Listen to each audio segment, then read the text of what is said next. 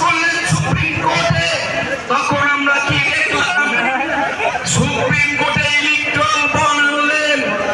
আনার পরে আমরা লক্ষ্য করলাম কি? আমরা লক্ষ্য করলাম যে ইলেকট্রাল বন্ড পাস করিয়ে দিলেন। ইলেকট্রাল বন্ডের টাকা নিলেন কে কে? ইলেকট্রাল বন্ডের টাকা নিলেন প্রথম হলেন বিজেপি, দ্বিতীয় হলেন কারা? তৃতীয় হলেন ওই তৃণমূল কংগ্রেস।